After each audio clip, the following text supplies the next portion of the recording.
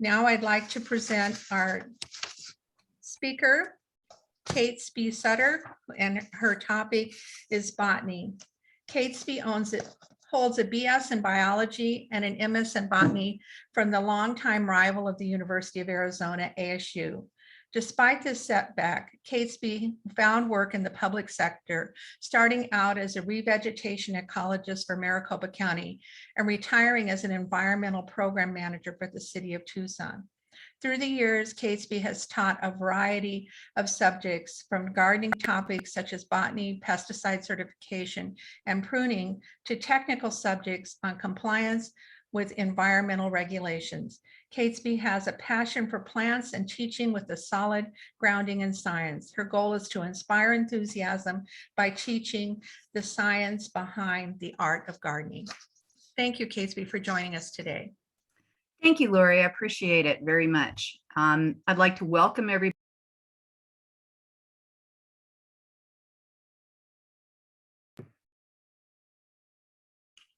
Not sure what happened there. It asked me to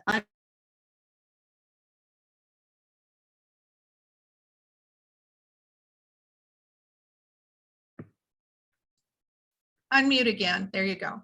Okay, it just popped up. Sorry. This is the very first time that Pinal County has done a training class on Zoom. And so there's going to be a couple technical difficulties. That was just one.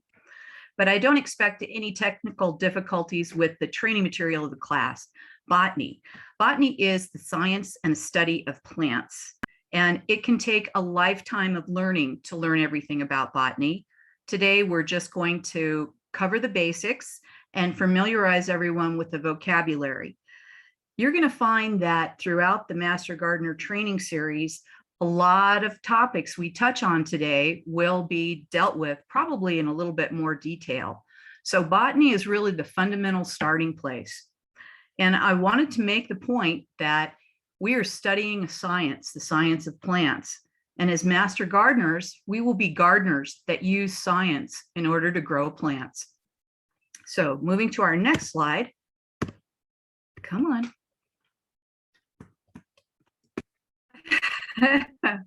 Very strange. Here we go. As I said, we're going to get a taste of botany today. It's kind of like drinking through a fire hose, the amount of information that we're going to need to cover. The Master Garden Training Manual, the botany chapter, is about 24 pages long. I hope most of you have had a chance to look through it. It is challenging, probably because it is presented in such a dry way. So we're going to try to liven it up a little bit and help it be a little bit easier to digest. We're going to have several solid principles of botany that we're going to be dealing with throughout the presentation. One of the first is that plants are autotrophs. Autotrophs are self-feeding. In other words, a plant makes its own food. Animals are heterotroph. They don't make their own food. They have to get their food from outside themselves. So how can plants do this? Well, there is a miraculous chemical process that happens called photosynthesis. Photosynthesis is the capturing of solar energy in the plant through the chlorophyll, which is this marvelous molecule. And sunlight is captured, and using water and carbon dioxide, the plant is able to convert the solar energy into sugars and into oxygen. Those sugars can then be transformed into other chemicals that the plant needs in order to function. The ways that plants obtain sunlight are incredibly diverse. If you want to think about all the different leaf shapes that are out there, the different types of plants that are out there, there is just an abundance of diversity. And no one can really know everything about plants, at least I don't think so, because of such incredible diversity. But plants have some fundamental things in common with animals. Plant growth, just like animal growth, is governed by hormones. And hormones will control things like when a plant flowers, how fruit ripens, how the plants grow. So a lot of what goes on in a plant is controlled by hormones. Another important fundamental thought to keep in mind is that plants have a balance of energy, the balance of energy that exists between the top growth, the shoot, and the bottom growth, the root. These are always in balance. A change to one necessitates a change to the other. Related plants have related growing conditions. They'll be able to have the same insect pests. They'll have the same diseases. They will be grown in a similar manner. That's the reason that we try to determine how plants are related. And part of that involves taxonomy. Unfortunately, taxonomy is a little intimidating because of all the Latin terms. Unfortunately, though, if we don't at least touch on those Latin terms, we will lose a lot of our understanding of plants. So we will touch on taxonomy. Lastly, I want to make the point that plants, all plants, have a drive to reproduce. That is their reason of being.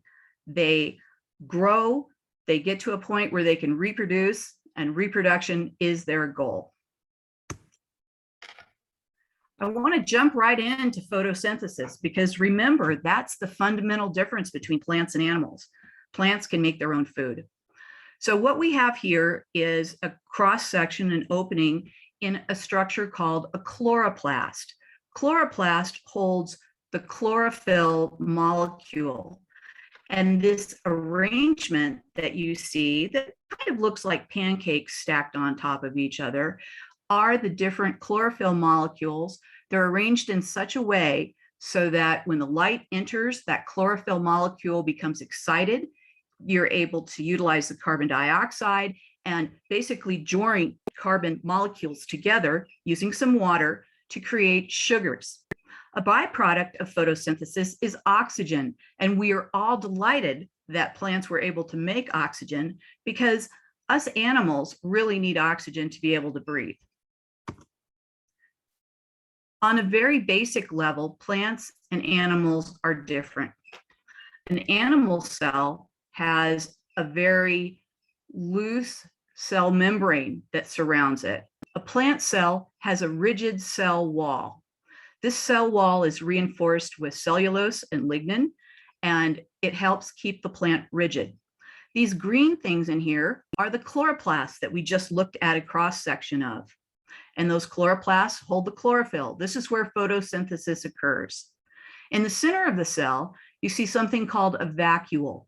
If you think of the root word vacuum, vacuole, it's more or less a space in the cell that's empty. It's a space where they hold water, sometimes waste materials, many different products are stored here, but we're going to deal primarily with the water.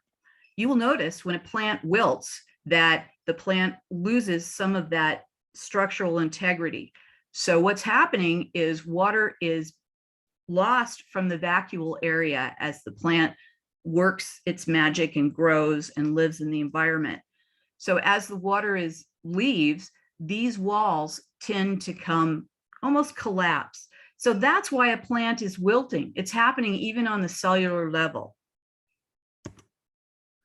Humans, not plants, have separated plants into a wide variety based on common features. And as time has gone on, we've gotten better at determining what plants are related. There was a whole revolution in the naming of plants that occurred when we started to work and look at the DNA, because based on a DNA level, you can really see who's related. So sometimes these things change to the frustration of all of us who have memorized all those complicated Latin words. This is basically an evolutionary tree that arranges the different types of plant materials. It starts out very simply with green algae, which is a protoplant. These are usually single and multi-cell organisms that float upon the water. And as we move up the tree, we have some major changes that occur over millennia of time. So we go from a very simple structure to one that has a lot more cells. non-vascular basically means these plants do not have a vein system, a piping system, if you will, that moves water and nutrients throughout the plant. So the step up from green algae includes liverworts and mosses and items like that. The next movement up has a lot of the ferns in it. The ferns have developed a vascular system. So there's changes as we move up. We're moving from simple to more complex organisms. The two main sections of plants we'll be talking about today include gymnosperms. These are plants that have cones, and the much larger group of angiosperms, which are flowering plants. Most of master gardening work takes place with the angiosperms and gymnosperms. As I said, first came the protoplants of algae. And algae are basically very small, typically. Sometimes they can be multicelled, but in there you can see there's chlorophyll, there's chloroplast, there's a vacuole in the middle, very similar to that cell that we just looked at. They float upon the water. They are entirely dependent on water.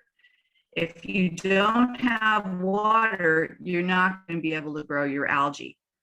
And for a long, long time, algae was about the only thing going on the planet. And they made an incredible amount of oxygen over the millennia, enough so we could have some of our next evolutionary gains. After the algae, we started to develop more complex organisms like liverworts, mosses, and hornworms.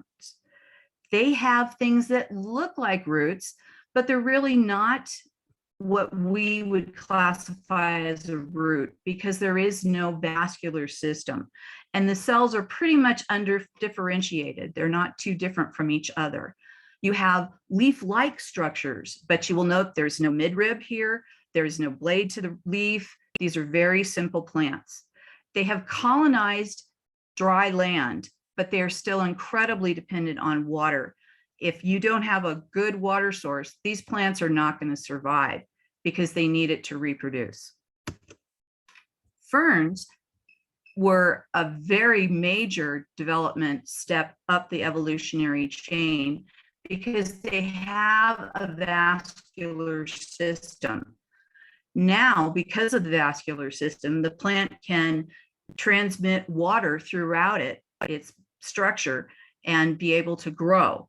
So now they can grow on dry land. Hooray for ferns. But anyone who's grown a fern will understand that ferns also need a fairly humid climate. We do have one fern in the desert. It's called a resurrection fern. And this fern basically dies back most of the year, only to come alive when it's raining and when we have a great monsoon like we had last year. One of the reasons ferns need so much water is because they don't actually make a seed. They reproduce via a spore. And a spore is just a single-celled organism that the plants are using to reproduce. Seeds are very much more complex, and we'll look at a seed a little bit later, multi-celled. Next step up the chain came when we started to have seeds. Seeds gave plants an incredible advantage because they can survive longer and in more difficult environments. They're no longer completely dependent on water. They can stand dry periods. So that's a very important thing to remember. Some seeds have been able to survive as long as several thousand years and still become sprouted. So that's very exciting to think that a plant can wait until conditions are right and then germinate. I wanted to point out that this early stage of seed production, these plants are gymnosperms. Gymno has the root word of gym, which means naked. Naked seeds, naked sperms. Okay, so these guys, it sounds a little illicit, but believe me, it's not. The most common and most familiar gymnosperm that we know are the conifers. And the conifers are some of the most massive, longest living plants on Earth. They have a great vascular system. They can take water from all the way from the roots up 300 feet or more in some of the redwoods to the top to be able to keep their leaves going and that photosynthesis occurring. Now, I mentioned that the seeds are born on cones.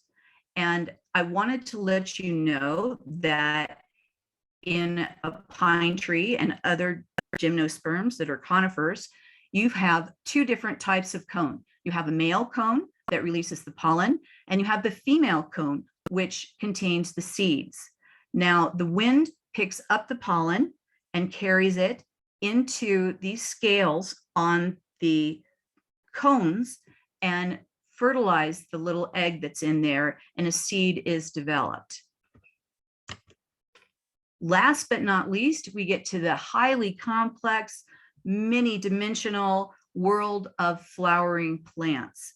And flowering plants are called angiosperms. Angiosperms means that you have a seed that is encased in a casing. And typically, those casings are wonderful food sources for the rest of us who can't make our own food. So you will also notice that all these plants have very unusual flowers. I wanted to pick out some very diverse things to show you, because each one of these has developed specifically for the type of pollinator that pollinates them. Many plants are pollinated by wind, like grasses. Some are pollinated by animals, such as bats or hummingbirds, and others are pollinated by insects. I want to demonstrate what I mean a little bit better about that casing that surrounds our seeds in the angiosperms. So on the left here, we have an apple. You can clearly see there's a very tasty casing around those seeds. That casing helps to distribute those seeds. How many apples did Johnny Appleseed plant for us? Gymnosperms, as I mentioned before, those are called naked seeds. There is no casing around it. This seed has a wing to help distribute that seed when it's time for it to leave the cone. It's ready to be planted, and that helps distribute it, but it is not a casing. It does not cover the seed itself. Now, if we take a step into the angiosperm world, we want to get a handle on how to grow them. And growing conditions are going to be different than between plants. And we've divided them into something they call monocotyledons and dicotyledons. Well, goodness, what is a cotyledon?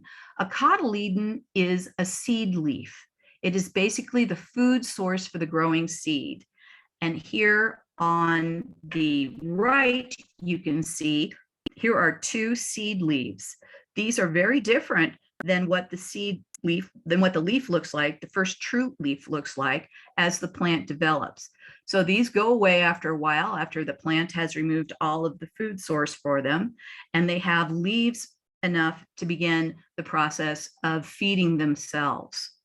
So monocotyledons, dicotyledons, two different types. Your monocotyledon has parallel venation, and it has only one cotyledon, and that one cotyledon is indistinguishable from the grown-up leaf that you're going to get.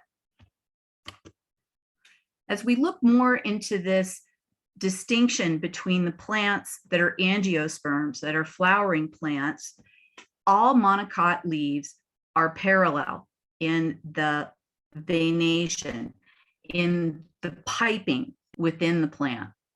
Dicots, the ones with two cotyledons, are broadleaf plants. They have a much more net-like appearance to their veins.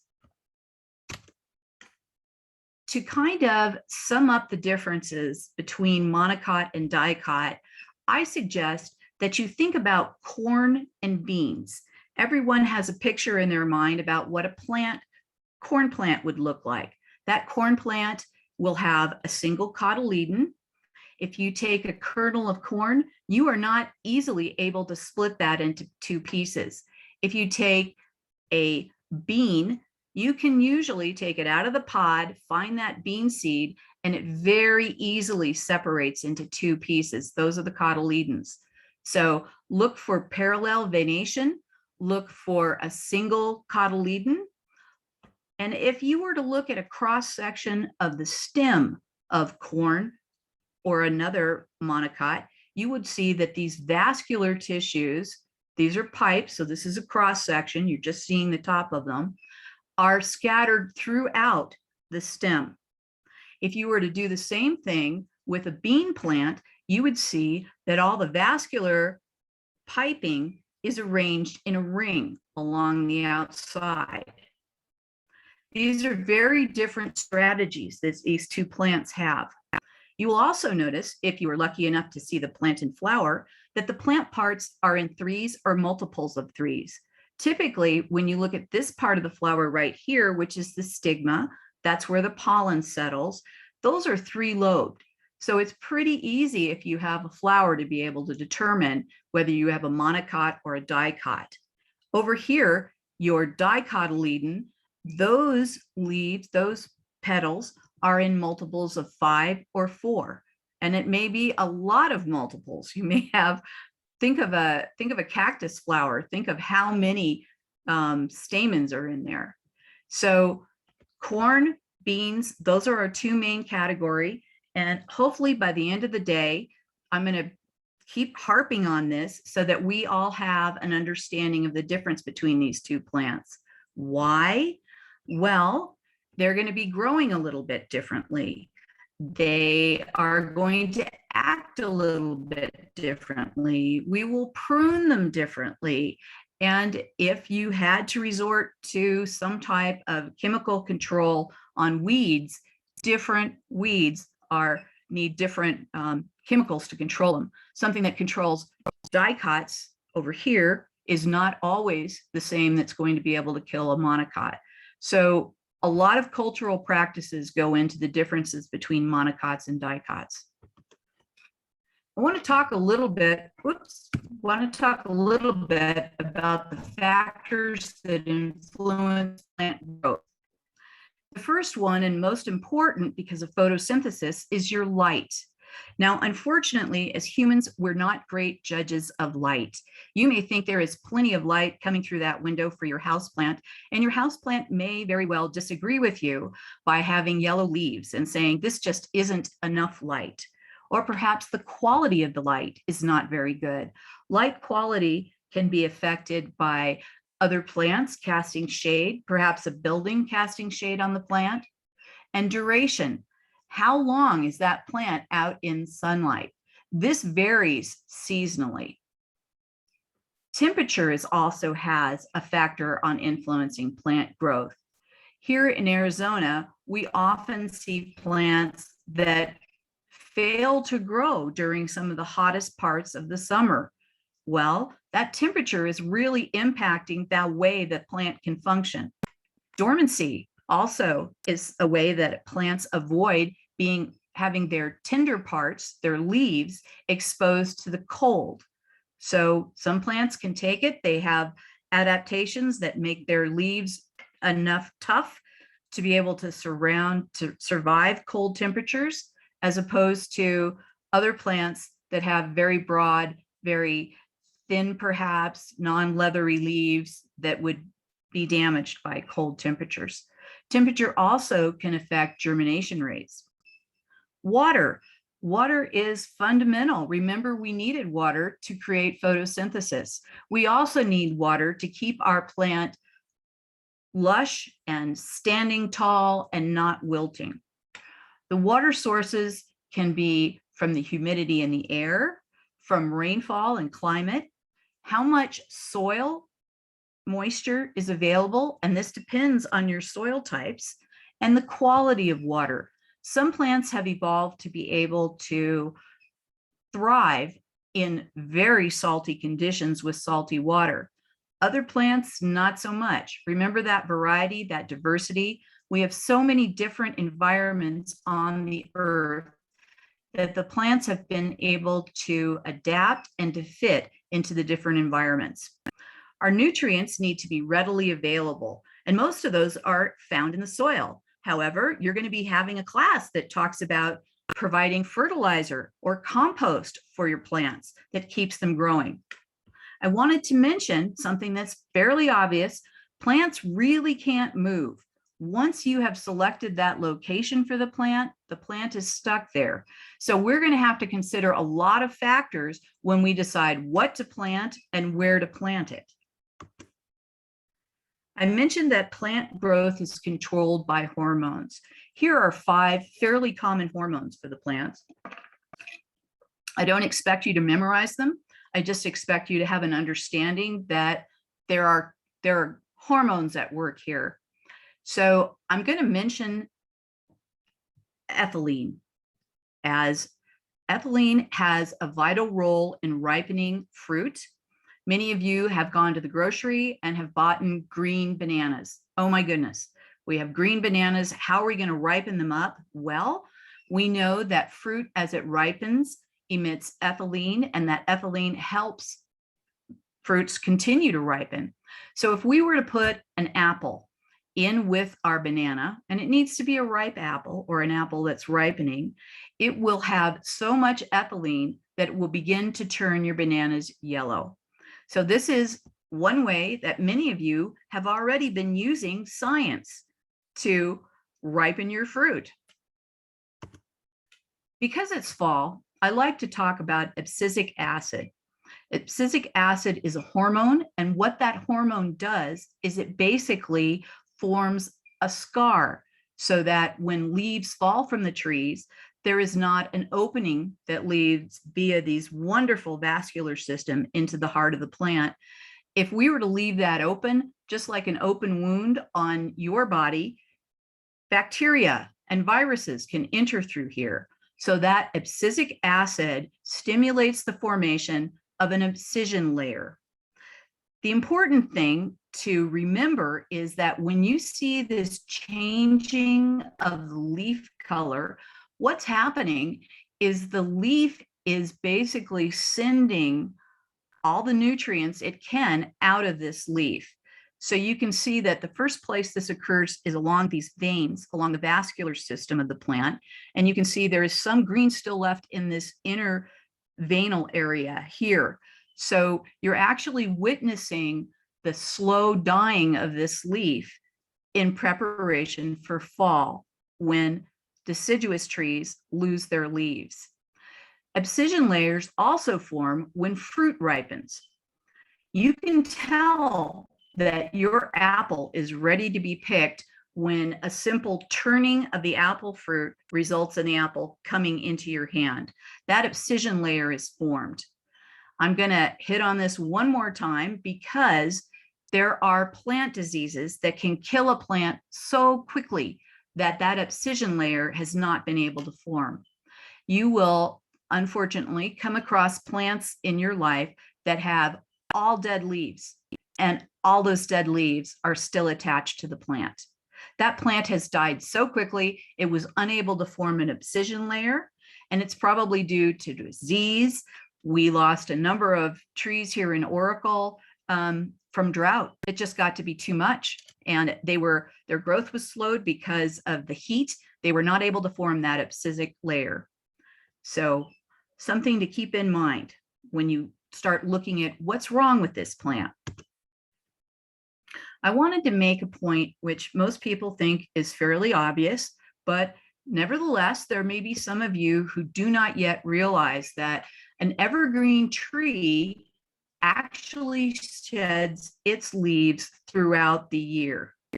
A deciduous tree will drop its leaves typically in the fall in the response to cooling temperatures and shortening day length. You can have many of the desert plants that will drop their leaves in response to drought. This eliminates their leaves from losing so much water, and the plant can actually hang on until conditions are better. Or if conditions don't get better, they will pass on. I also wanted to mention that in Oracle, we have a lot of oak trees that are evergreen. These evergreen oak trees in springtime, they look like there's something wrong. My goodness, those leaves are turning yellow. Well, what's happening is oak trees tend to lose a lot of their leaves in the spring right before they get that rush of new growth. It's nothing to worry about. It's a natural process. I mentioned the balance of energy between the roots and the shoots of a plant. I wanted to go a little bit more into depth here because plants are able to store energy in their roots and stems. And if there's any change in the balance, you're going to need a change on the other side. So if something happens to the roots, there's a change, and that change is reflected on the top. The change can be beneficial or harmful. And the change is really dependent on a vascular system to keep the top of the plant and the bottom of the plant in balance. So let's talk about some ways we can apply the science of what we're learning here to what we're doing when we work with plants. When you transplant, no matter how careful you are, you damage the roots just a little bit. Sometimes we've all had the experience of transplanting a plant and having that darn root ball just fall apart in our hands. Okay, as we plant that plant, we are going to expect that there's going to be a response in the top of the plant. You are going to get some slowdown or some dieback in the top part of the plant. To minimize that impact, you can gently prune your plant after transplanting to try to mechanically restore some of that balance. You can also tell when you're making a cutting of a plant when those roots are actually ready to go, because you will get new top growth forming. That balance needs to be there. So change in the top, change in the bottom, but these guys are not equal. They are not a mirror image. They are merely in balance. I want to talk about some of the basic anatomy of a plant. If we look up here, we have something that's called a terminal bud or the apical bud. It's right at the top. Apical means top. You also have axillary buds here that are in this armpit, if you will, between the stem and the petiole, which is a part of a leaf. Axil means armpit in Latin. So if you can think of this as an upside down armpit, that's right where the buds are forming.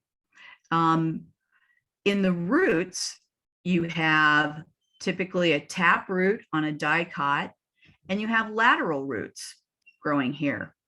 So just to touch on, again, a few basic vocabularies, we've got apical bud, axillary bud, we have the petiole, which is basically the stem of the leaf. We have a leaf blade here, taproot, lateral roots. These are all connected by the vascular system. You can see this purple that runs all the way from the top of the plant down to the base of the plant. Let's look closely at the vascular system because I think it helps us understand how it works a little bit better. Vascular system has basically two types of tubing. One is called the xylem, and the xylem conducts water. Xylem conducts water in one direction, up the plant from the root, stop that, from the root all the way to the top of the plant. Doing that again. Basically, the cells that form the vascular system have no end walls in between the cell, completely open, nothing to impede the flow of water at all. The other important thing to know about xylem cells is once they have formed, they die, and they are reinforced with cellulose and lignin, and this makes a very strong tube to conduct the water. Water is incredibly important for the plant. It helps its leaves remain upright. It helps in photosynthesis. Water is necessary. Also, water helps move dissolved minerals up and down through the xylem of the plant. The other type of piping is called the phloem. Phloem is all living cells. And in phloem, you can have two-way movement. You can have the sugars that are created in the leaves move down to the roots to continue to nourish the roots so they can continue to grow. Sometimes you'll have sugars that are stored in the roots. And boy, spring's coming. I need to pump a lot of that sugar up to where the leaves are going to be forming for those buds. So you get a lot of organic molecules moving up and down through the phloem. You get your hormones that move up and down through the phloem, two-way movement, living cells. In between the cells is almost like a sieve arrangement so that things can pass through. In cross section, you can tell the xylem and the phloem because the xylem is large, nice, large, non-living cells, as opposed to the phloem, which are all living cells. So the thing to keep in mind, go away. The thing to keep in mind is that the phloem, being living, needs to be fairly close to the xylem in order to get some support from this lignin reinforced structure. So remember that. We find xylem and phloem together. Altogether, this is called a vascular bundle. Roots. Roots, as we mentioned, are very important for the plant. They help absorb nutrients from the soil and they move it up with water to the leaves so that the plant can grow. Now, these particular grasses have a very fibrous root system, and that's part of their strategy. So in other words, this plant is evolved so that when an herbivore like a cow comes around, it can eat the top of this plant and the plant will continue to grow, and it roots will hold it into the ground so that the cow doesn't completely pull it out. Now, it can happen that cows pull these out occasionally, but for the vast majority of grasses, they remain in the ground while they're being eaten by herbivores. The other thing I want to point out, and I want to ask, what do you suppose this is? Is this a monocot or a dicot? Let's think about that for a moment. We have parallel venation here. We really do. So I'm saying that these are monocots, and hopefully you agree with me because that's right. The functions of the root include anchoring and supporting the plant, absorbing mineral and essential from the soil that surrounds it, sending water up to the shoot, storing water and food, and forming a relationship with the soil microbiology, all the microorganisms that live in the soil. Those are participating in concert with the roots to provide nutrients for the plant. The plant is providing those microorganisms with some of the results of their photosynthesis so that they can survive as well. I want you to take a look at the top of this plant compared to the base of this plant where all the roots are. These are in balance, but they are not mirror images. They are not equal. We have a lot more roots in this particular plant to support the top growth. If we look at the anatomy of a root, one of my favorite structures is the root cap itself. In the root cap, you have rapid cell division. Rapid cell division occurs in meristematic tissue. Okay, that's a hard word, but all that means is there's a whole lot of cell division going on here. There's a lot of growth that's occurring. The root cap also produces a polysaccharide slime that kind of eases the root through the soil so that the root, those tender growing roots, are not exposed to rough edges in the soil. There are also gravity detecting cells in here, which is pretty cool because we want our roots to grow down into the soil. That helps anchor the plant. The other thing I want to point out is we have these very fibrous little tiny root hairs. I'm pointing this out because if you've ever grown anything from seed and it comes time to transplant it out of that teeny tiny little cell where you've got it growing and you want to put it into a bigger pot, this is the fragile part, all these little tiny root hairs. You see a lot of these when there are poor soils because the plant is doing its best to exploit the soil and remove all the nutrients and water that it can reach. I talked about the rhizosphere.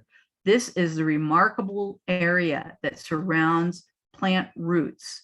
And basically the plant feeds the microorganisms with all of the products of photosynthesis. And in return, these microorganisms help break down complex components in the soil so that those nutrients are in a form that the plant can absorb. We talked about why it's important to know what kind of plant you have. I can tell with just by looking at the roots that this particular plant is in the legume or in the bean family. How can I tell? I can tell because it has these little nodules here, and in those little nodules are actually like a little hotel for the bacteria to live. And the particular bacteria that live here are able to fix nitrogen. They can take the nitrogen that is in the soil, that is in a gaseous form, and transform that into a nutrient that the plant can take up.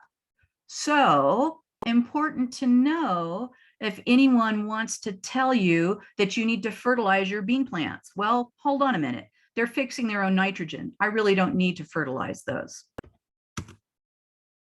There are three basic types of root.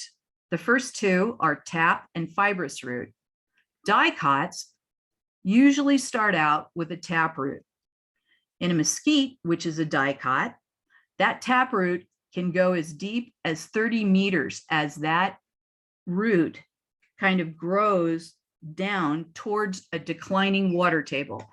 There is nothing here that really senses deep water and grows for it. No, there has to be some water here already to kind of stimulate that growth, and it will follow that water table as it gets deeper. Now, if something happens to this tap root, then those dicots are going to develop a fibrous root system. So in the nursery, when you go and you buy your mesquite tree there, you're not getting a deep tap-rooted mesquite tree because they've had to remove that tap root.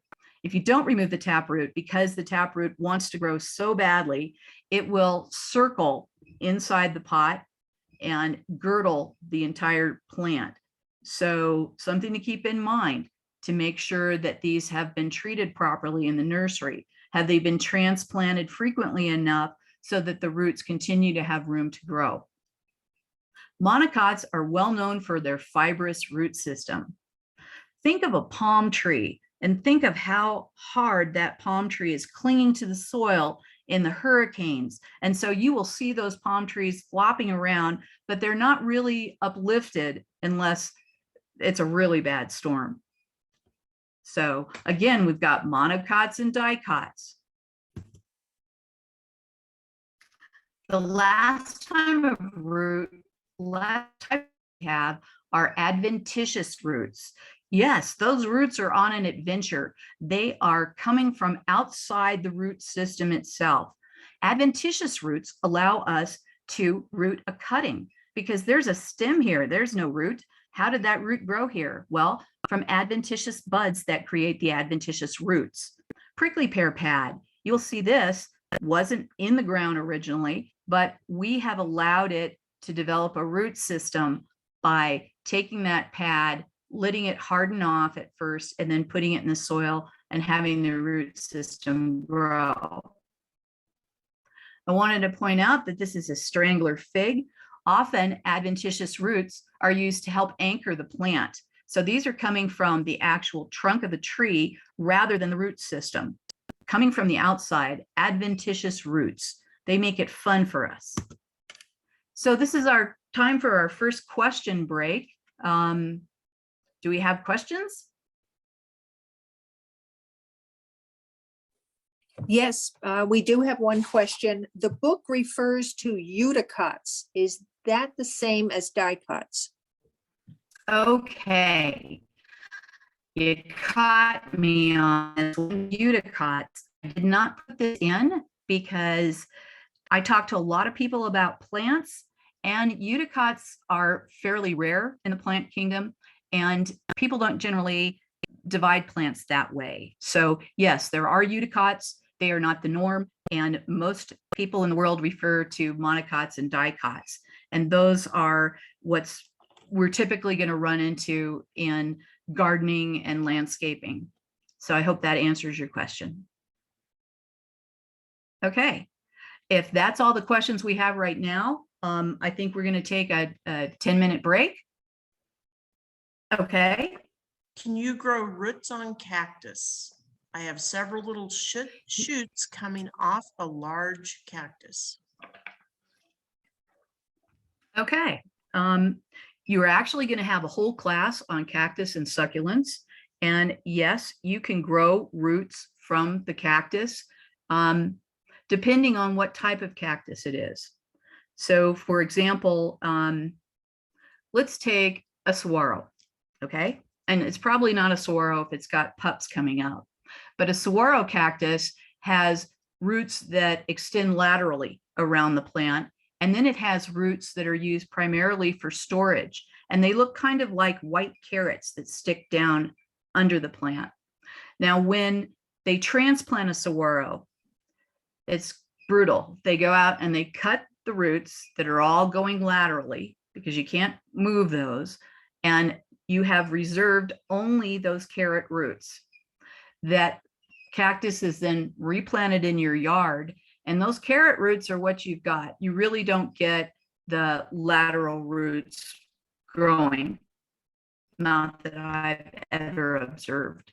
So yes, it is possible. And in our succulent class, they'll give you all the information about how to do that successfully. Okay. All right, we'll take a 10-minute break and we'll see you back in exactly 10 minutes. Awesome. Thanks.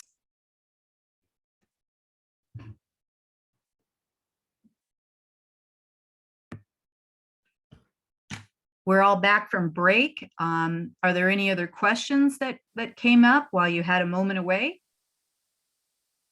Actually, we did have one, and it was, does the plant family tree contain current DNA research? Okay, I pulled that plant family tree multiple years ago off the internet. And so probably there's going to be things that have changed as we continue to learn more. The important part is that it's continually updated. There's actually an international group that meets, and they have long meetings to discuss exactly how to name the plant and whether the current findings are significant enough to move that plant to a different category. So I would say that the plant family tree that I shared was a moment in time, and that we kind of have to keep an eye on the changes in the plants so that, for example, I learned that rosemary has a new name. It's no longer Rosemary officinalis, not even a rosmarinus. So I can't remember the new name. I remember the old name. And fortunately for me, there's enough of us oldsters around that remember the older names. So yeah, it's a changeable science. Okay, I'm gonna move on now to the next part of our program as soon as I can get this to move. Okay, we've worked our way from the roots, and now we're going to be entering the stem. Now the stem functions to raise the leaves up to the light. Remember, the plants need the light for photosynthesis because they are autotrophs, they make their own food, and they need their leaves up where the light can reach them. The other important function of a stem is transport. Remember those two different types of veins that the plants have, the xylem, which conducts the water, the phloem, which conducts the nutrients, and the sugars that are made up in the leaves, up and down. The xylem is one way. Those exist together to provide support for each other. I wanted to mention that we have buds located at the nodes where the leaves are coming out of the plant. The area in between the nodes is called the internode. You can also get those adventitious roots forming at a node. So when you cut the plant, keep that in mind. Make sure you have a few nodes that are in an area where you want the roots when you're making a cutting. This is a herbaceous plant. It's herbaceous because it is not woody. This stem here is not reinforced. It is not one of a heavy wooden trunk. So we call those herbaceous plants. I wanted to hit once more because monocot dicot is really key. Let's look at this buttercup here. It could equally be a bean plant, also a dicot. So remember, our vascular bundles are in the ring like that, and each vascular bundle has xylem and phloem in them, as opposed to the corn plant, where you're going to get vascular bundles scattered throughout. It's a different strategy. You can get a lot taller having your vascular system arranged in a ring. Think of how tall those tree gets, as opposed to, say, that the tallest monocots are going to be like palm trees, and they're pretty limited on how tall they can get. But that palm tree maintains some flexibility in the stem. Again, picture the swaying palms. Perhaps in a strong wind, they're moving. There's flexibility in the monocot type stem. An extreme stem would be woody plants. Those are gymnosperms. Remember, the gymnosperms have the naked seed. Gymnosperms have their seeds borne on cones. Gymnosperms would be like a conifer, like a pine tree. Dicots, like an oak tree or an elm tree, all have a nice woody trunk that forms. And what I want to point out here is you have the bark, and then you have your phloem right in here, your xylem and phloem occurring together. And if your tree were to lose all of its bark, because the phloem is so closely associated with it, if that loss of bark goes around the tree is essentially what they call girdled, and it will die. The other thing to remember is that in your woody plants, each year it grows. It grows a thin layer of xylem and phloem. And as those grow, they basically crush the ones that were there from last time. And that is what creates the rings in a plant. And those rings can be used to determine how old the plant was, and how you can see if they're very close together. There was not a lot of moisture and the plant was under some stress, as opposed to if the rings are widely separated, you can tell it was a very rainy time. So the study of tree rings allows us to learn about the history of the climate in an area. I mentioned meristems before. Plant growth occurs in meristems, and meristems are located in several areas. You have meristems up here at the apical top bud, and it's called an apical meristem. You have meristems in the roots, also called apical because they are at the leading edge of growth.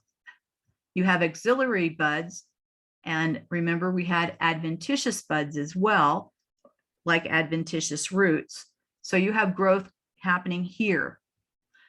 Growth that occurs as the plant gains girth is from lateral meristems. So again, several different types of meristem. Whenever you hear meristem, think about rapidly developing, rapidly dividing cells.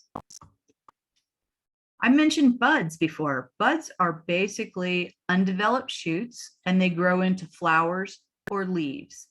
You have your bud, usually born an axillary bud in this axil area between the petiole and the stem. It's also called a node where you find your bud. And this area here is the internode. And I know I'm repeating myself. I'm doing it because these terms may be unfamiliar to you, and I want to be sure you hear them enough so you become familiar with them. For annual plants, those buds are pretty naked, but this is a woody plant. You can see some of the brown developing in the bark. So on this woody stem, these buds are surrounded by leathery scales. They protect the bud during cold periods. So once those leathery scales fall off, those buds are susceptible to cold temperatures and freezing temperatures, which is why there are times when we get a cold snap after some warm period of time, and your leaves may be starting to bud out, or your flowers may be starting to form. That cold temperature can damage those, and sometimes we will lose crops because there was a late freeze. And you've probably heard about some of the heroic efforts people do in fruit orchards to try to protect their plants from freezing. I want to make sure I hit everything on here before the thing moves ahead. Okay, good. I wanted to talk a little bit more about that apical bud and why we've even singled it out as being unusual or different. Your apical bud produces a hormone, and that hormone is called an auxin. And in high concentration, this hormone acts to make these buds not develop. As you move down the plant, the concentration decreases and you can get some more growth from your buds. Now, when I prune, I'm taking off buds. So if I remove that apical bud, there is no longer a concentration of auxin to prevent these lateral buds, these axillary buds, from growing. And so you get an increased bushiness to your plant by removing that apical bud. Looking at our leaves more closely, the leaf has the function of absorbing sunlight. The leaves contain a lot of chloroplasts. Those chloroplasts are concentrated typically on the surface or near the surface of the leaf, and photosynthesis occurs in the chloroplasts because the chloroplasts have that wonderful molecule called chlorophyll. Sometimes leaves are used for storage. If you think of succulent leaves, like in our agaves, they have a very succulent leaf. That leaf is used for storage. And the storage materials, like in an aloe, you can bust that leaf and all that mucilaginous sugary material comes out. Another important aspect of the leaf is it's through the leaf that the plant does gas exchange. Remember how the plant needed to have CO2, carbon dioxide, and light and water to be able to create those sugars? Well, the carbon dioxide has got to get into the plant somehow. And remember that the byproduct of photosynthesis is oxygen. The oxygen needs to be able to leave. So there are structures on the plant, usually concentrated on the bottom of the leaf, called stomata.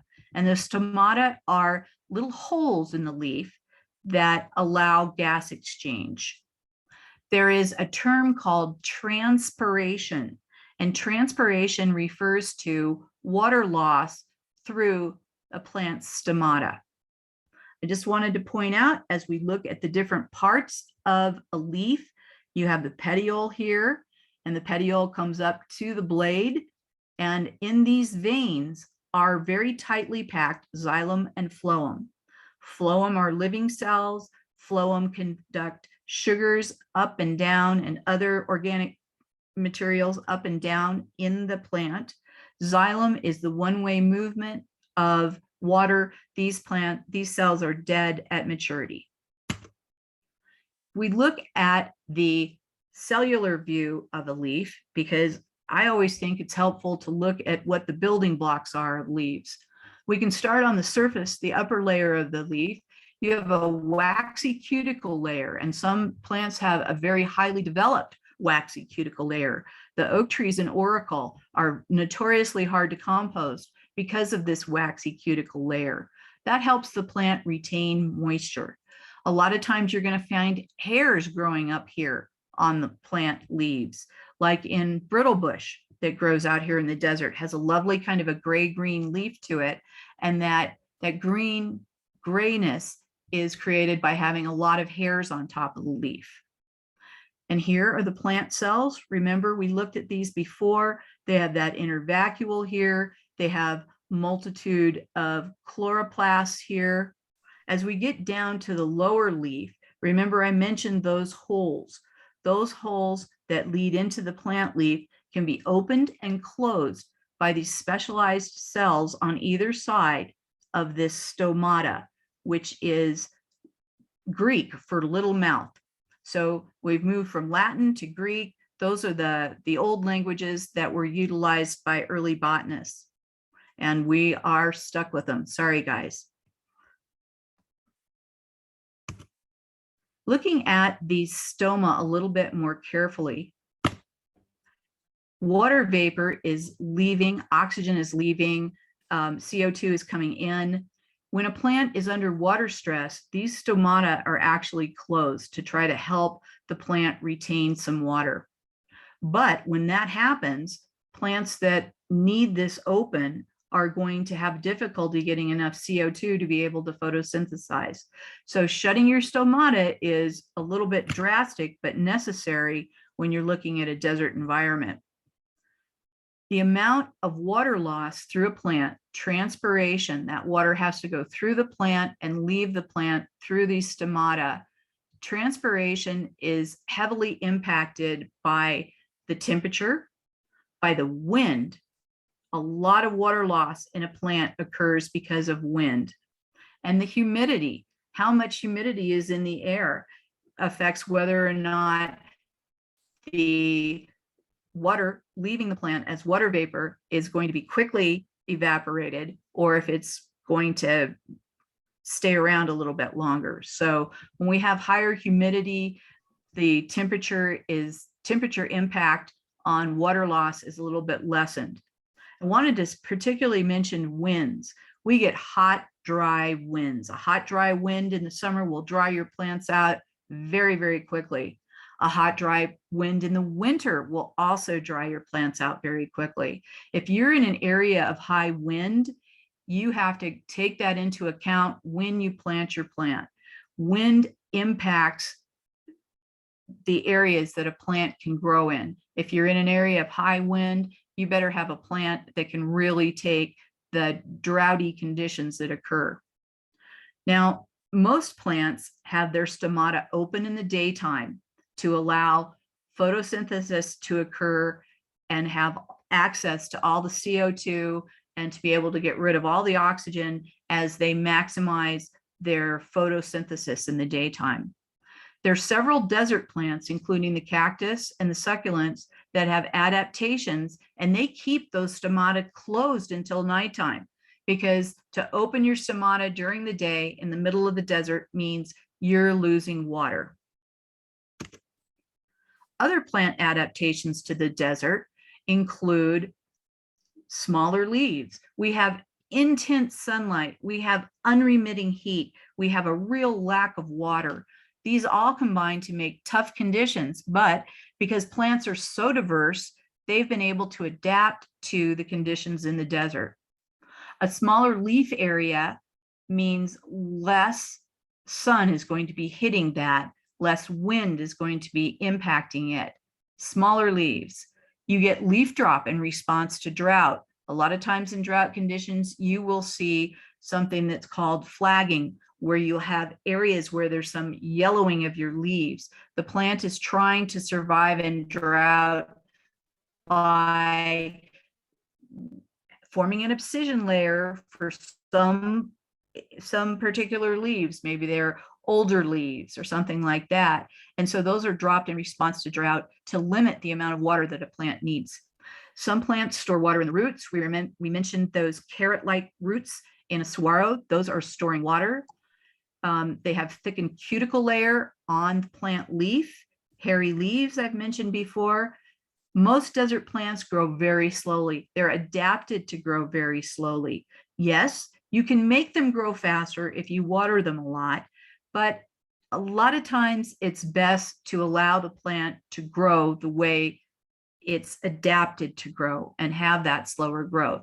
If I grow too fast, I may outgrow my roots. I want to be sure I have enough roots in the desert to maintain a balance between my top growth and the needs of my top growth and the bottom growth. Now, that specialized metabolism that agave and cactus have that allow their stomata to stay closed during the day is called crassulation acid metabolism. That is a huge mouthful. Most people just call it CAM. And the important thing for us to remember, because we're not chemists, is that it basically is a way that the plant can capture the energy from the sunlight and not complete photosynthesis until the evening when those stomata are open and when they have good gas exchange between the outside and the inside of the plant. This particular tree is a Palo Verde. Even if it lost all of its leaves, it would still be able to photosynthesize because it has green stems. And this can be very important for a plant in the desert. It may drop all its leaves in conditions of drought and still be able to maintain basic plant functions by having some reduced photosynthesis go on through the stems. Transpiration is very important, and I've focused on transpiration. You will hear many, many people refer to evapotranspiration. Transpiration is the water that a plant loses through its leaves. Evapotranspiration is all the water loss that occurs. So evapotranspiration includes that water loss from the plant. Evaporation is focused on water loss from the soil, water loss from the air itself, as we have low humidity, bodies of water evaporate. One of the driving mechanisms of how the xylem works, remember the xylem transports water and dissolved nutrients, is the way the water molecule is actually shaped. It's uneven, and those water molecules hook together, and they basically, the transpiration, the act of evaporation from the plant leaf is fueling this pull of the water through the xylem cells out of the leaves. So I wanted to point out that many of the functions of plants are built on chemistry and built even on the geometry of the different atomic structures of the molecules. Photosynthesis, we've mentioned before, is vitally important to a plant because it's how the plant gets the food. Respiration can be thought of simply as the inverse of photosynthesis.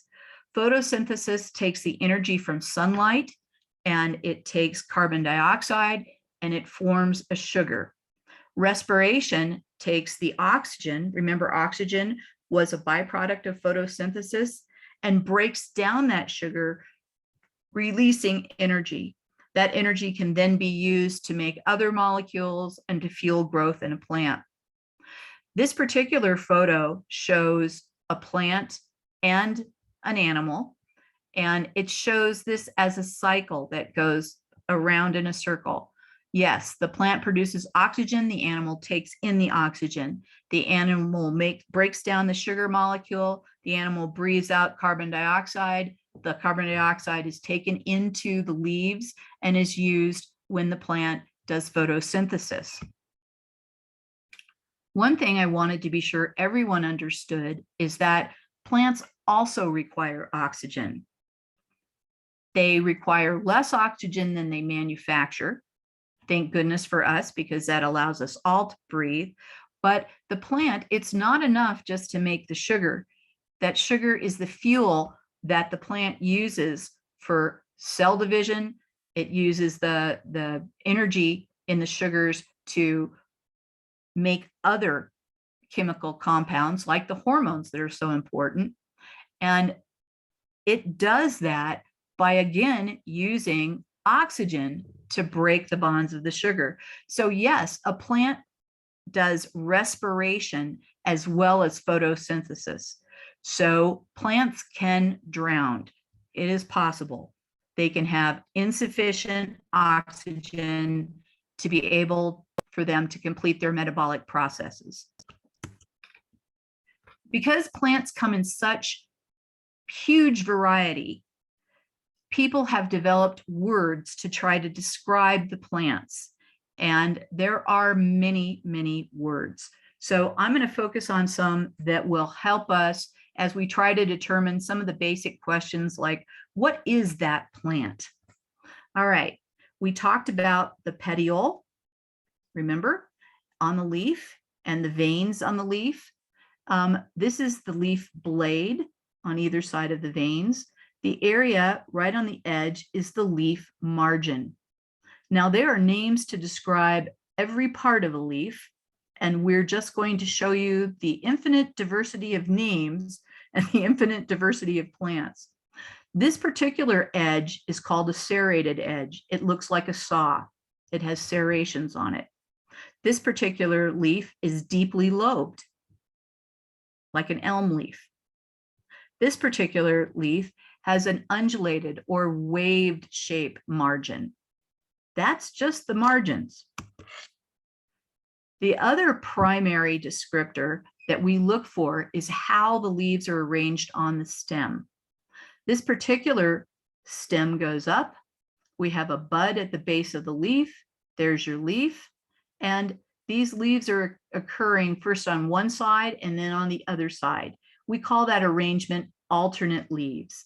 So you step up to the plant. Hello, plant. Are you a monocot or a dicot? These don't look like they're parallel venation. This is a dicot. Now let's see how else we can describe it. Our leaf margin here is what I would call entire. That means it's uninterrupted. There are no serrations. There's no undulation. There's no deeply lobing. Okay, we have alternate leaves. It occurs on either side. Or are they opposite? Some plants have an arrangement of leaves off the stem opposite, one side and the other side directly across from each other. Or you can have something called whorled, where at a node, the leaves come out around the stem. And this is a simplified picture because you would really have a leaf going out towards the screen, but it would be difficult to see that. So this is a little bit simplified, but whorled basically means that those leaves surround the stem. So now we're going to talk about the next level of complexity in the leaf, which has to do whether or not a leaf is compound or not.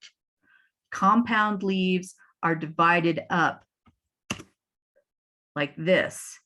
So how we can tell if this is a compound leaf or many, many opposite arranged leaves is to look for the bud. There will always be a bud at the base of a leaf. This particular leaf is a compound leaf, therefore. It has evolved. If you can imagine, we still have the petiole. You started out with an entire leaf blade here, and slowly it evolved to have leaflets. Pinnately compound, they call it. Pinnate means small, little. It's a compound leaf with little leaflets. You might find this in an area of filtered light where the plant wants to have collect light coming in multiple different directions. This particular style is called palmately compound. If you could picture this as your palm with everything radiating out of it, palmately compound. We're looking at the base at the bud right here to determine that this is a single leaf and it is a compound leaf. Now, where are the buds in monocots? I promised you that there was a bud at the base of every leaf. Well, in monocots, they can be hard to see. This particular arrangement is in a grass, and there is a sheath that is formed by the actual leaf, and that bud is way down in here. So fortunately for us,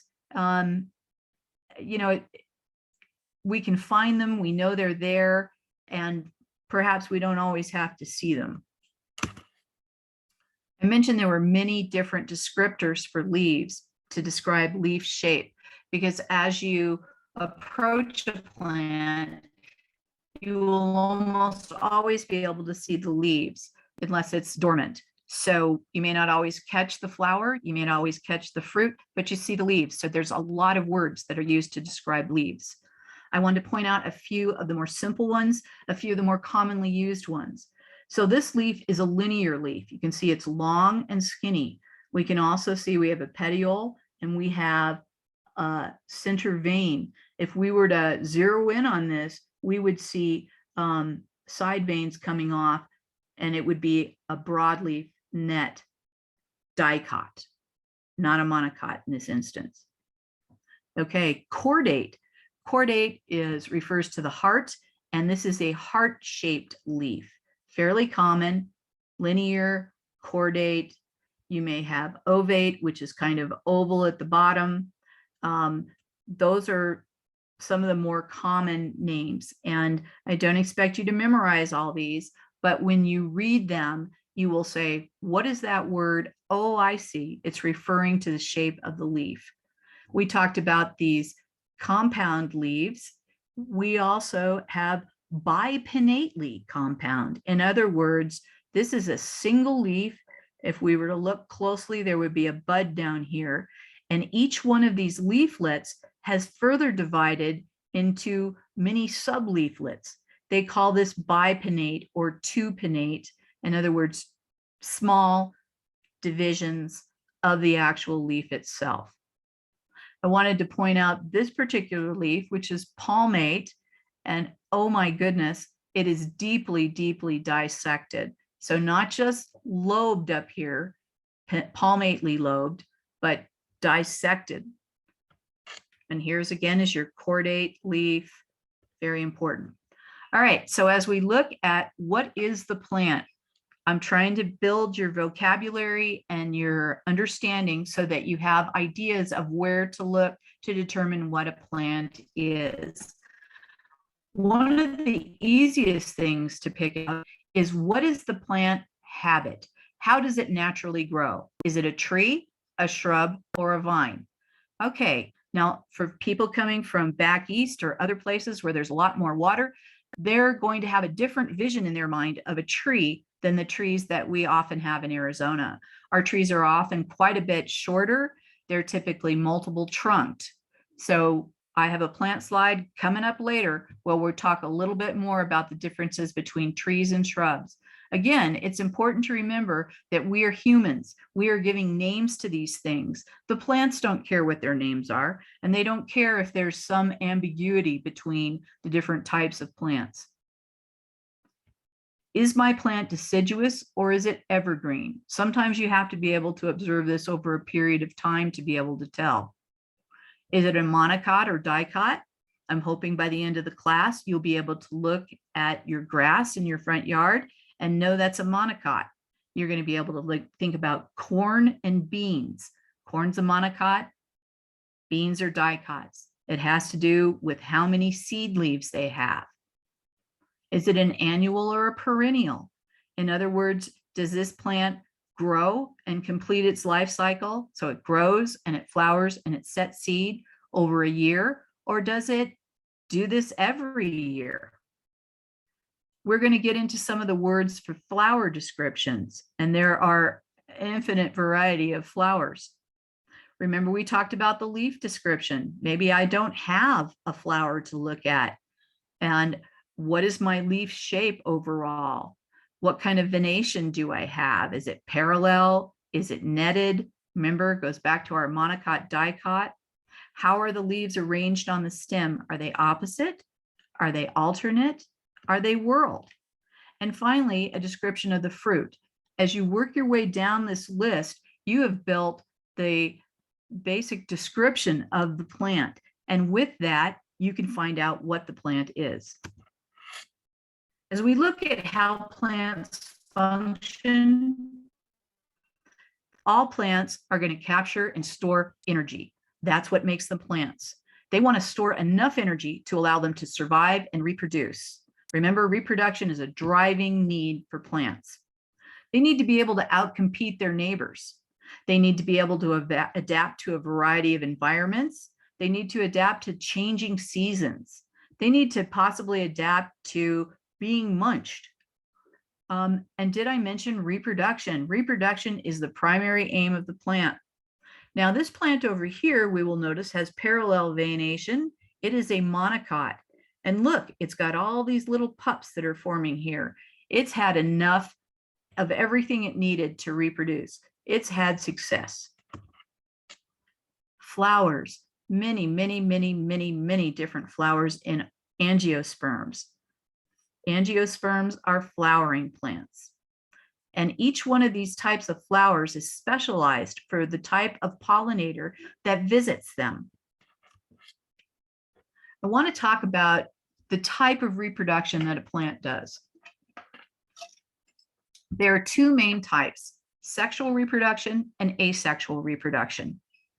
Asexual reproduction, you actually make an exact copy of the plant. And asexual reproduction, in this case, is occurring via a stolon. So it's set out a runner and it's going to start a new plant. Or you could think of the spider plant we just looked at. It's set out a bunch of pups. You can only make a copy of yourself unless you have sexual reproduction. So that's a disadvantage because everything is genetically identical. But it's also an advantage because you have made an exact copy of a successful plant. That plant was able to survive and have enough energy to reproduce. Sexual reproduction allows for a lot of variety and variability in your plants. So what sexual reproduction basically happens is you've got a bee that takes pollen from one plant, adds it to another plant, and you get seeds. So you basically have two different types, two different plants combining to make a seed, and that's what gives you the variability. As we look at the parts of a flower, it may be helpful to think that the flower evolved from leaves. And basically, we have 4 layers of modified leaves. They're all growing from the same node. They are in a whorled arrangement. So generally, you start out with sepals. These are not sexually active at all. They're typically green, and they're the first layer of those 4 layers of leaves. Back. The next layer that comes out are the petals, and the petals are typically brightly colored. Together, these petals are called the corolla. Think of Crayola colors, your crayons, a lot of color here, the corolla. Now, the male part of a plant is called the stamen. And the stamen consists of a filament and an anther. The anther holds the pollen. The female part is called the pistil overall, and it includes the stigma, which is this sticky landing pad for the pollen, this long tube called a style, and then finally the ovaries, where the eggs are stored. Those eggs will develop into seeds. So what basically happens is pollen, which contains 2 different sperm cells, lands on the style.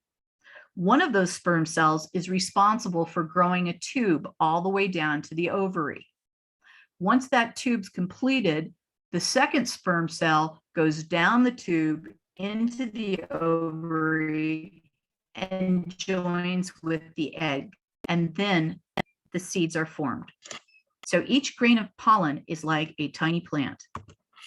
If you think about how angiosperms developed, it could be helpful to think of how they developed from the leaf stage.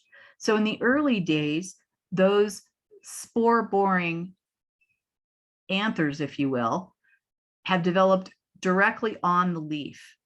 Over time, that leaf forms a filament and then the anther on top.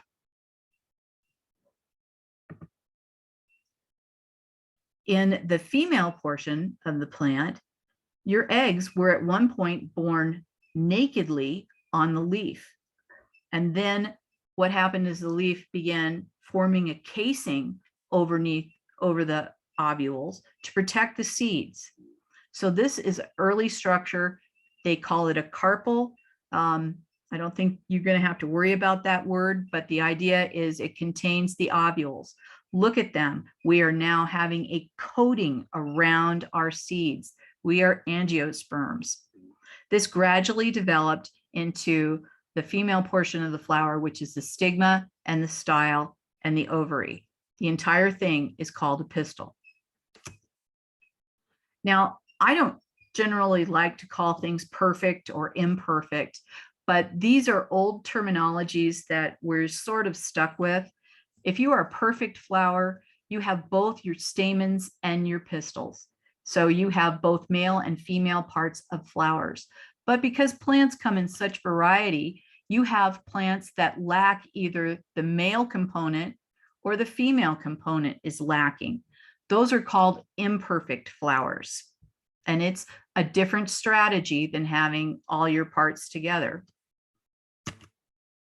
Another term is complete or incomplete.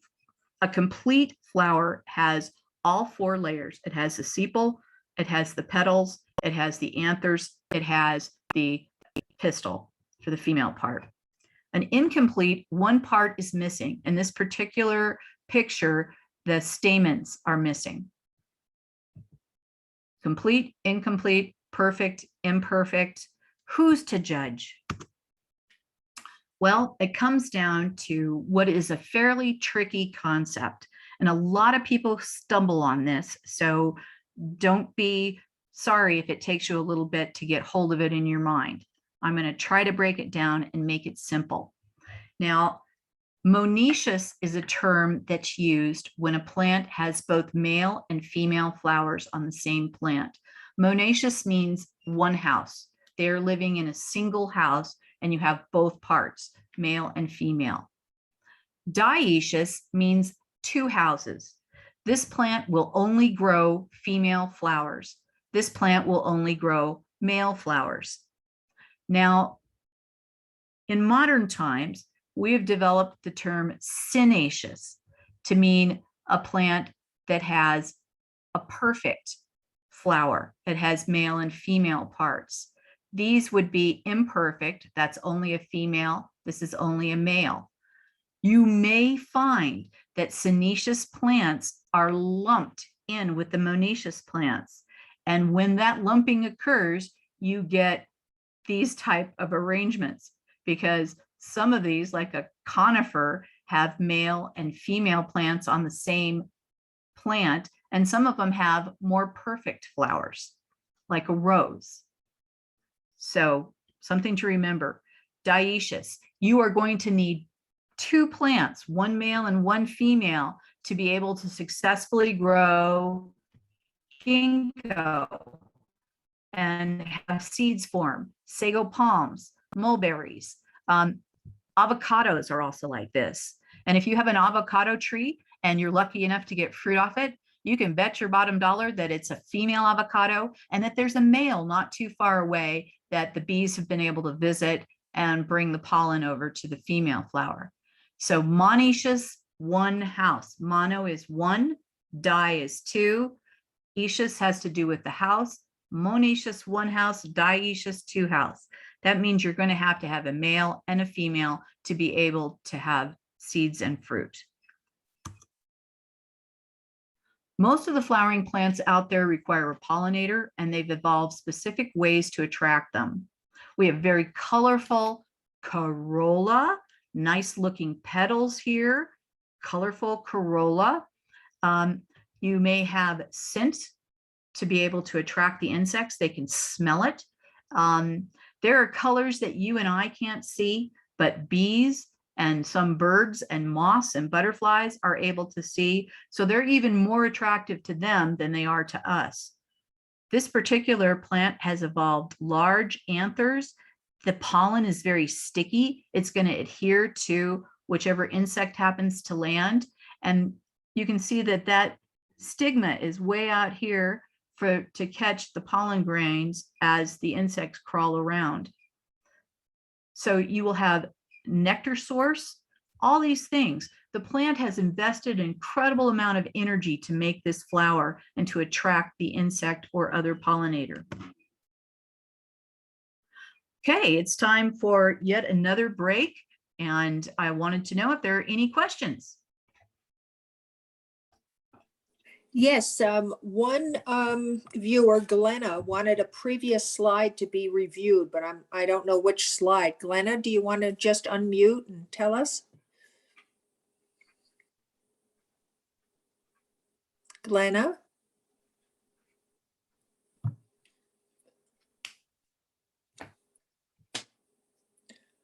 Okay, well, that was the only question, so.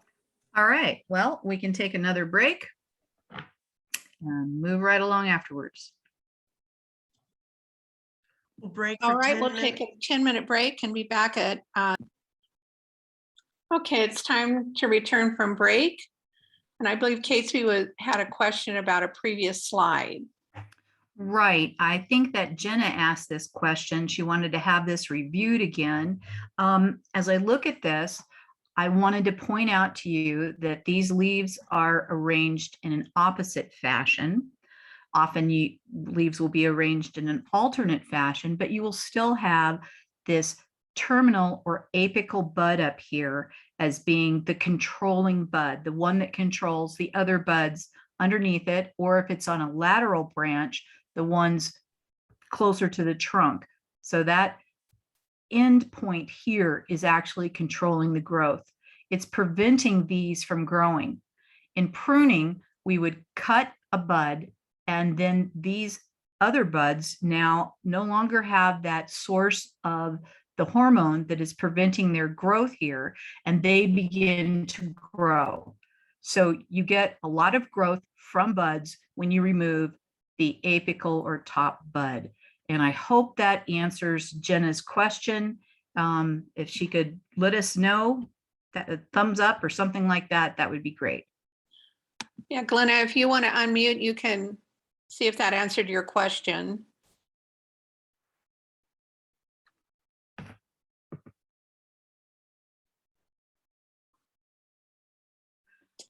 Okay, someone has asked about a pine tree and what you call the candle portion of the pine tree. I'm thinking about it. I haven't pruned a whole lot of pines in my day, but I think it does. Okay, and Glenna answered that it sure did answer. Thanks. Perfect. Okay, now forgive me as I race through the slides and we get back to where we were.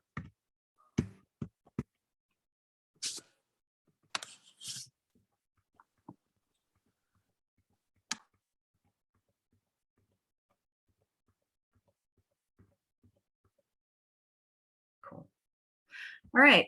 Remember we were talking about flowers and the particular inflorescences and how they've evolved to meet their pollinators. These particular plants, these very tubular red plants, attract hummingbirds. And the hummingbird, if you can see, he's going to get pollen all over his head here. And then as he pulls out, he can hit the stigma right here. So it's really interesting that the plant has arranged itself this way. There's nectar down deep. He's really got to dive for it. And this really helps fertilize the plant. So the flower is reflecting the pollinator. Speaking of pollen, and I wanted to talk about pollen because it's so small and it often goes unnoticed, but pollen comes again in this amazing diversity of shapes and sizes. And these are to allow the pollen to stick to their pollinator if they have a type of pollinator. If you're looking at a wind pollinated plant, these are very, very tiny.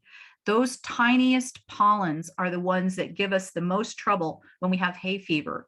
It's mainly the things that are pollinated by wind, although some of us are allergic to things that are not pollinated by wind. The other thing I want to mention by pollen is that it's really not as tough as it looks. This is nowhere near as tough as a seed to be able to withstand environmental conditions. So in the summertime, you may notice that your tomatoes are not actually setting fruit.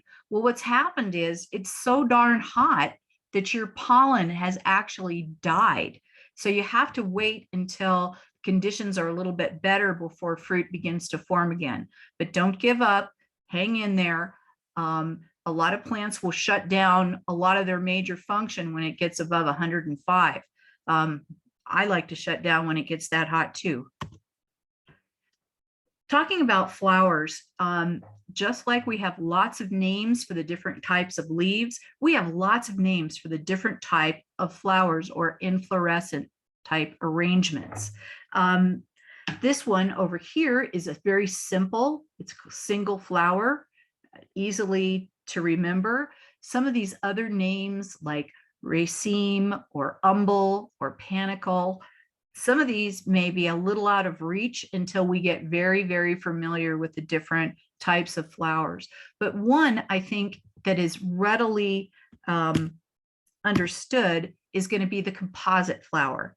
Now, a composite flower is actually many, many, many flowers clustered together. You have these ray flowers here, and these ray flowers are imperfect flowers. They're incomplete flowers. They're usually sterile, and those are just more of the attraction for the different insects. And then you have disc flowers. And typically what happens in your disc flowers is you have many flowers with stamens around the edge. And then in the center, you have the stigmas of the many flowers. So composites, it's a huge, huge family of plants that fall into this category with this type of flower arrangement. Sunflower is probably the most well-known of these composite flowers. If you're looking at umbel flowers, a lot of times you're going to get flowers that are milkweeds being umbels, just for an example. Spike, what does this look like to you guys? This looks like maybe lily of the valley grows in a spike. Grasses also have flowers. Grasses are part of angiosperms. Remember all of the wonderful food that comes from grasses, such as wheat. Wow, that certainly is a good casing over that seed because grasses are angiosperms. Grasses have flowers. They're not nearly as showy as other flowers, but they are arranged to be wind pollinated. So here you can see all these anthers hanging down, and the anthers are in various states of ripeness. These guys that are more orange right here are fully ripe, and their anthers are going to be releasing pollen. They're hanging down, so they dangle in the wind. These little feathery structures here are actually the stigmas of the female part. They are out in the wind, so they're ready to collect any kind of pollen that blows by. Wind pollinated flowers are a little bit easier to manufacture for the plant because they don't actually have to attract insects. They don't have to have any type of a nectary. They don't have to have a scent. They don't have to be brightly colored. But as you look at them, they're very much designed to be wind pollinated. Now I'm going to ask you a hard question here. I'm going to ask you, is this a monocot or a dicot? That's this particular close up here. And how could we tell? Well, I'm making it hard on you. You're going to have to count your stamens here, 1, 2, 3, and really they ought to be a third stigma here. So if it's in parts of 3, it's a monocot. So, and I also know this happens to be a close up of a grass arrangement, so that you can tell it's a monocot. But there are dicots that are wind pollinated. A lot of our trees, when they flower, they are wind pollinated.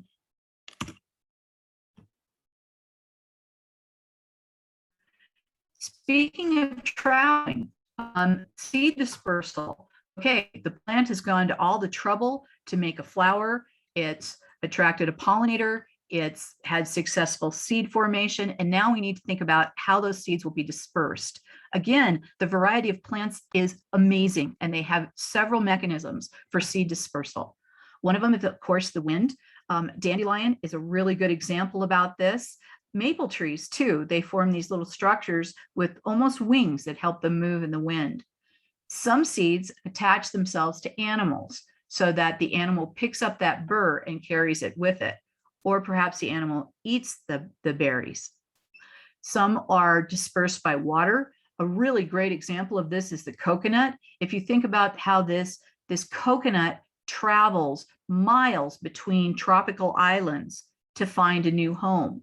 So it's floating on the water and it's able to keep itself sealed from that nasty salt water before it lands and finds a place to germinate. Bursting. This is a really interesting one. If you have a fairy duster growing in your yard, those fairy duster seeds, when they are ripe, they burst open and scatter seeds everywhere. If you're looking to collect seeds off a fairy duster, you would probably want to put a small paper bag around here and wait till it bursts inside the bag and get your seeds that way. Humans are excellent seed dispersals mechanisms. We just pick up seeds and take them everywhere we go, particularly because we eat this food. We are going to grow these plants because we like cherries, we like bread, and we like beans. So we're going to pick up all these plants that we either consider showy or that we eat, and we're going to collect those seeds and we're going to disperse them and plant them and grow them. Speaking of the fruits, just like we had descripting words for our flowers, for our leaves, we also have descriptive words to describe our fruits. Now, the simplest fruit would be like an apple or a peach. We have a single flower and it makes a single fruit. Very simple, easy to understand, hopefully.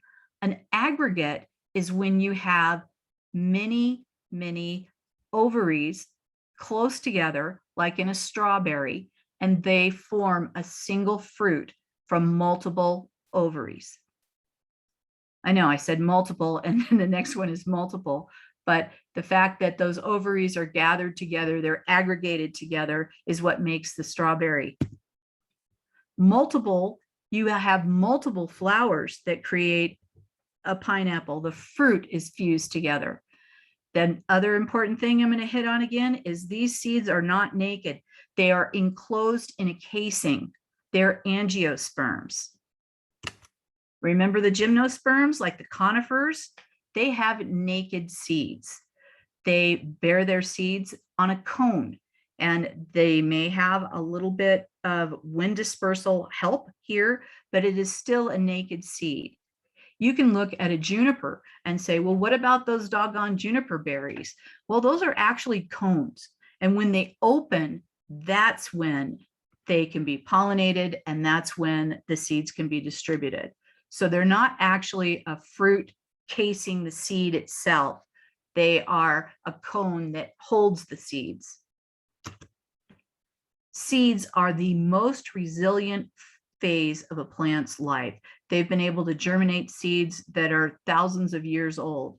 There is a repository in Sweden where they have tried to collect every seed that they can find for different plants, with the idea that if we lose a plant because we've destroyed the habitat, we can perhaps recreate the seeds once again and have a successful plant. As we look at seed anatomy, it's important to understand that this seed is designed to last for a while. It has a thick seed coat around it that's protecting what's inside the seed. Before the seed can grow, that seed coat has to be penetrated and water has to be uptaked by this particular seed. That's why it's important to store our seeds carefully. If our seeds start to grow before they're in contact in the ground, your seed developing embryo in here will use up all of the cotyledon, and there won't be enough energy left for that seed to be able to get its first leaves out and into the sun. So don't bury that seed too deeply. Don't store your seeds in moist conditions, and be aware that this seed coat, especially in desert plants, has the further job of trying to ensure that that plant does not grow until conditions are ripe. There are seed inhibitors in the coat of many desert wildflowers. And that chemical, that hormone that's inhibiting seed development and growth can be washed away by repeated rainfall. So I'm expecting that if we continue to get good rain, we will have an incredible amount of flowers blooming this spring. I want to mention some of the things that impact seed germination. There are some seeds that need to be exposed to fire before you're going to get germination. Definitely water is always required to get your seed going. Some seeds that germinate close to the soil surface are dependent on light. Others want it to be a little bit dark when they're starting to germinate. Temperature has a big impact. You certainly do not want to sprout at the wrong time of year. You want to be sure that your temperature and your day length is right. These are all triggers for germination. A rule of thumb to think about when you're planting a seed is you want to plant it about 1.5 times the length, the longest part of that seed deep into the ground. It can be really hard when you have tiny seeds. You may want to mix them with a little bit of sand and just give them a light covering. If you think about the energy that a plant puts into reproduction, that will explain why you go out and try to deadhead your roses, or in this case, your Indian blanket flower here, because we want to encourage the plant to flower again. We like those flowers. So you cut those heads off before the seeds are fully formed. And the plant's like, wait a minute, I need to reproduce. And so you're basically telling the plant that you need more flowers. I mentioned earlier that we had one of the first things we look at when we look at a plant is the growing habit. How does that plant typically grow? We have herbaceous plants. They do not have woody parts. They're usually fairly low growing. It's usually not too hard to tell the difference between a low growing herbaceous plant and a bigger growing shrub. Shrubs grow up to 15 feet tall. They typically have many, many stems at the base. Now, desert trees are usually multi-trunked. So you're going to have to debate with yourself the difference between many stems and multiple stems. Usually you will have a lot more stems in a shrub than you will in a desert tree. But there are some desert trees that grow to be at right around 15 feet. And I'm sure that for people who are not familiar with the desert, they're going to look a little bit more like a shrub to them than a tree. Now, it is possible to trim up a shrub. I've seen oleanders trimmed up, so they look like trees, but we're just trying to broadly categorize the tree or the shrub or the herbaceous plant so that we have a handle on where to look. If you start to enter your search and you can say, okay, it's a shrub or a small tree, you're going to be better off than just not entering that information. And vines are usually trailing or climbing plants. Their strategy was, let someone else make the structure for me to climb on. I'm just going to spend my time looking for something to climb up and putting my leaves out. I am not going to invest in a stout woody stem to get my leaves up to the light. I'm going to use someone else to climb on. Your rule of thumb for plant depth. We've divided our plants into tree, shrub, and herbaceous plants. Why did we do that? Well, we're trying to also get an idea of not just what the plant is, but how we're going to care for it. How much do I water my tree? How deeply do I want the water to penetrate? And a tree, the rule of thumb is 3 feet. For a shrub, the rule of thumb is about 2 foot. And for your herbaceous plants, it's about 1 foot. Your herbaceous plants are most of your garden plants that you would grow in your vegetable garden. How can I tell how deep my water penetrated? Well, in your soils class, you're going to learn about how water moves through the soil. And hopefully there'll be a discussion about how you can test how deeply it goes down. I use a thin rod. It can be wooden, it can be a thin piece of rebar, and I actually push it into the ground to see how easy it penetrates until I hit some resistance. If your soil is sufficiently moist down to 3 feet around your tree, you should be able to push that in. Now, you're also going to learn about soils that are just really, really compacted and what you can do to treat those compacted soils in your soils class. So we're not going to talk about that here today, but I do go out in the springtime and I visit my plants in between irrigations and I try to see how deeply my watering is gone. And I adjust it if I either have gotten too much or too little. It's easy to overwater if you're not checking and you're not verifying. Some more definitions we want to talk about are ones that are used, again, by people to describe plants. We like to put things into categories, and a lot of times they don't always fit very well.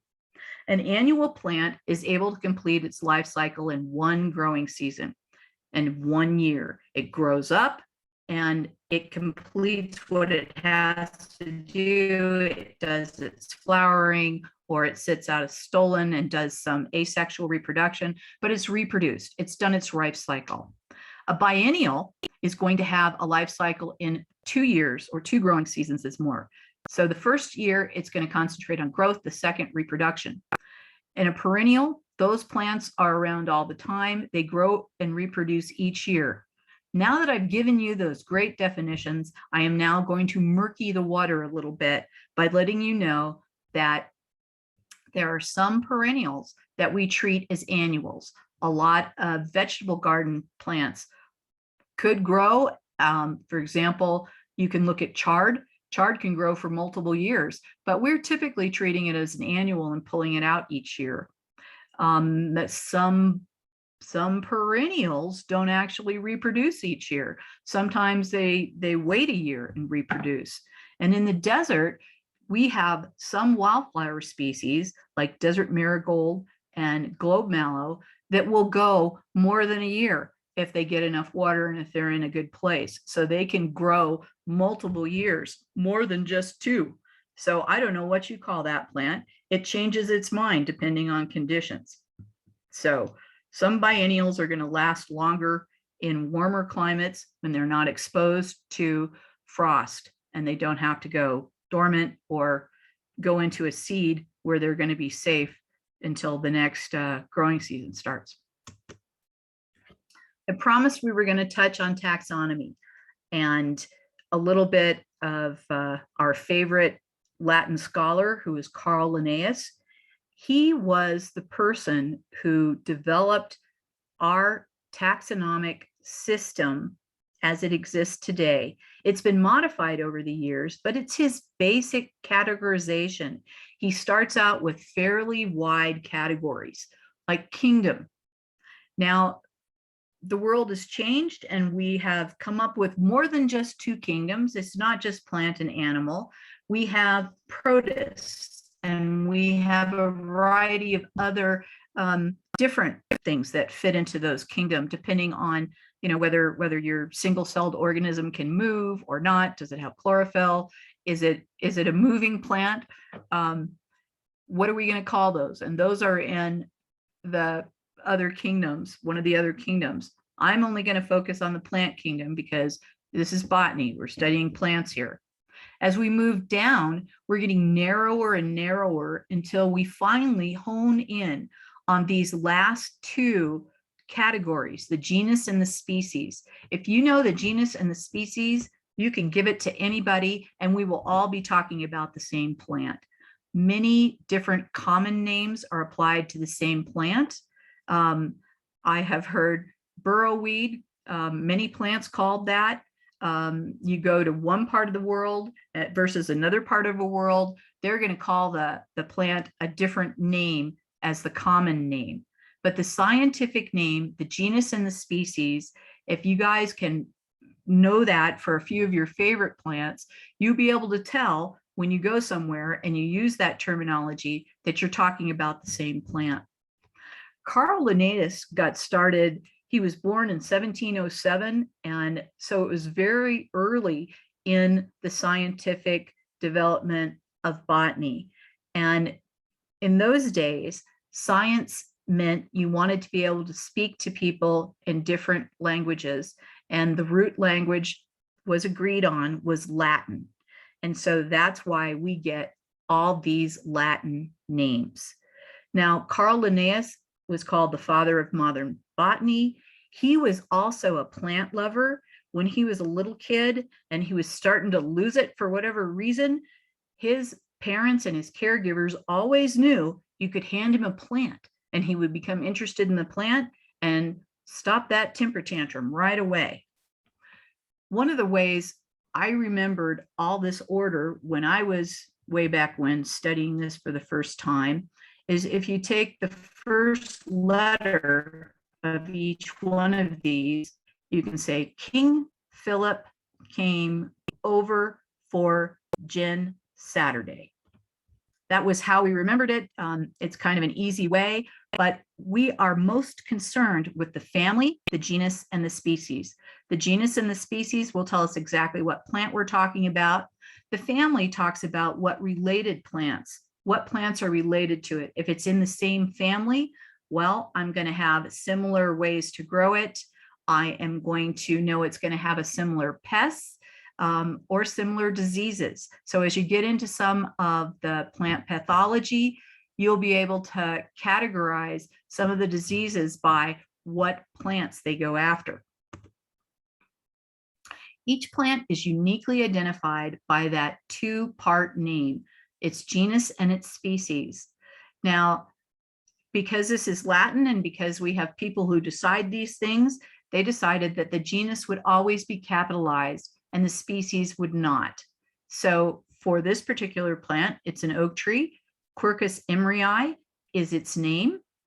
And when I say Quercus embryi, I could say that to anyone else in the world and they would know I'm talking about this plant as long as they knew the Latin name.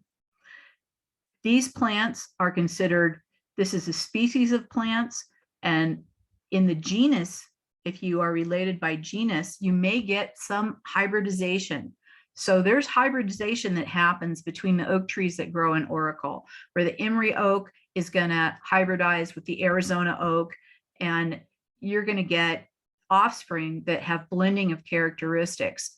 But you can tell they are not the same species because when that hybrid plant reproduces, those seeds will not be fertile.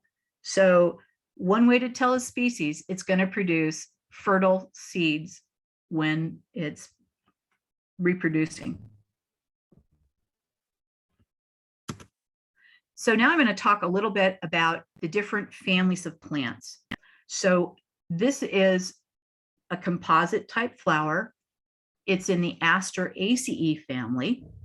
One thing the naming committee decided on way back in the 80s was this ending for all family names, ACE. That's how we're going to pronounce it. So you're going to hear it from me a few times as we go through these family names, ACE, Asteraceae. And Asteraceae all have composite flowers.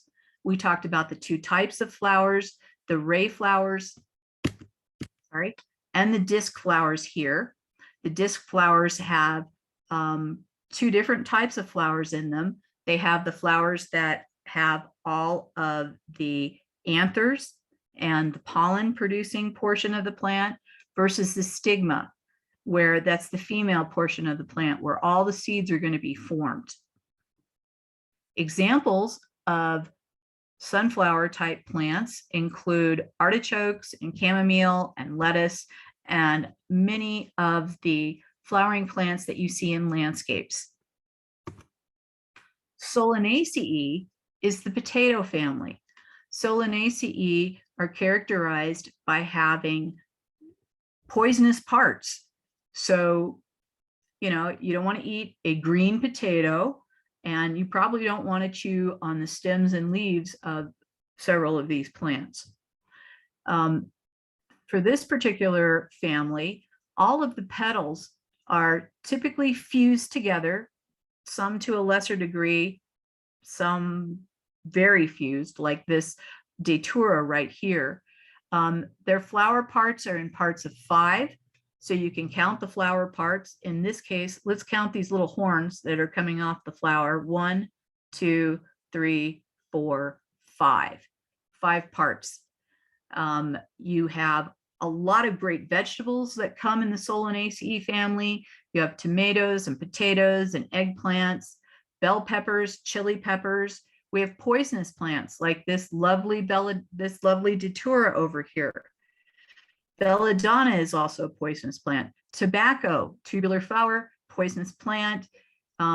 Tobacco you can actually grind up and use as an insecticide. It'll kill the bugs in the soil if you mix it into the soil of your potted plants. Landscape plants in the Solanaceae family include petunia and the beautiful angel trumpet. Lamiaceae. Lamiaceae is the mint family. I really like this family. One of the reasons I like it so much is because it has these great square stems. So if I have some doubt in my mind, what is this plant? I can roll it between my fingers and you can actually feel that it is square. A lot of the mint family, most of the mint family has wonderful aromatic portions of it. The leaves, you can crush the leaves in a mint, a peppermint, lavender's in this family, rosemary's in this family, sage. There's a lot of sages we use in our landscape. Not all of them are true sages, but if they have those square stems, they are. And that's how you can tell. A lot of culinary herbs are in the mint family. The flowers of the mint are typically 2-lipped, like that, like a little mouth. Rosaceae, a very big family when it comes to landscape plants and when it comes to fruit trees. The flower parts are in 5 petals. You have many spirally arranged stamens, lots of pollen being produced here, and the central pistil with its stigma on top. The flowers can be arranged differently. They can be in a spike, which is a long fluorescence. They can be a single flower like the rose, different ways. Examples of rose-related plants, all in the rose family, include apples and pears and plums, quinces and cherries and peaches, many of them here. I want to pause for a moment and talk about, again, how important it is to know what family your plant is in. I had a rose bush that had a disease. This disease basically caused the rose to form galls throughout. So one year, I was happily pruning my rose bushes, and I finished pruning the rose bushes. And then I turned around and I started pruning my apple trees. I did not disinfect my pruning tools between. I spread that disease from my rose bush to my apple trees to my peach trees. And I had a real mess on my hands. And I still have one tree left that still is infected with this same disease. So important to know your families, because within a family, you can share diseases. Brassicaceae. Brassicaceae is the mustard family. And the mustard family is characterized by having some acrid, pungent juice.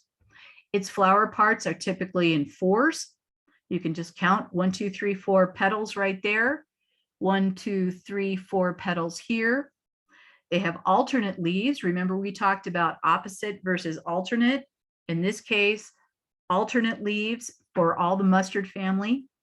And many good vegetables come in this particular category: broccoli, cabbage, cauliflower, turnips, radishes, Brussels sprouts, kale, and mustard. And you can hear just from the plant descriptions, yes, they are all very pungent. They have a lot of sulfur-containing compounds in them, and maybe that's why we like them so much. Fabaceae. It's worth spending some time here getting to know the legumes. The Fabaceae fix nitrogen. So it's important to know if you've got nitrogen fixers in your garden that really don't need to be fertilized, or not. The pea family has several different types of flowers. The typical one is an irregular flower, and the petals have been further differentiated to be have some wings, 1, 2, a keel flower, and the banner flower to attract the insects. So it looks like there are 2 fused petals there. The leaves are generally compound. Remember the compound leaf? You're going to be able to tell it by looking at the base of the leaf and seeing whether there's a bud or not. If there's a bud, whatever comes after is your leaf. And if it's compound, it's divided into smaller leaflets. All your legumes have these wonderful nodules on their roots.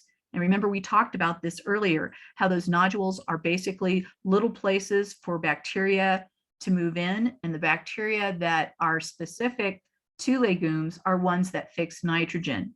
And by providing a place for these bacteria to live and feeding the bacteria, the plant gets the benefit of having nitrogen. Nitrogen is essential to making protein in a plant. Examples of some of the bean plants include soybeans and beans and peas and lentils, alfalfa, carob, lupins, those pretty little blue flowers we see in the springtime, and many, many of our desert trees, ironwood, mesquite, acacia, palo verde. Most of our desert trees are legumes. So would you fertilize those desert trees growing in your yard? I think not. The seed is generally in the form of a pod like this, where you have many, many seeds in a single pod. The lily family. Let's look at the lily family. They have very showy flowers. Their flower parts are in multiples of 3. Usually you're going to see 6 stamens and a 3-parted pistil. Right up at the top, it's actually shaped almost like a 3-leafed clover. All plants in this family are growing from tubers, bulbs, or rhizomes. Now, is this a monocot or a dicot? Do not look at this leaf that crept into the picture. Look instead at these leaves. These all have parallel venation here, and we're in parts of 3s. That makes it a monocot. Monocots, dicots, depending on how many cotyledons that the seeds have to feed the developing embryo. So examples are hyacinths and tulips and onions, amaryllis, garlic, leeks, chives, aloe vera, lots of things in the Liliaceae family. And that concludes us for today. So if we have any remaining questions, I'm happy to answer them. We do have a couple of questions. Let me just get to them here.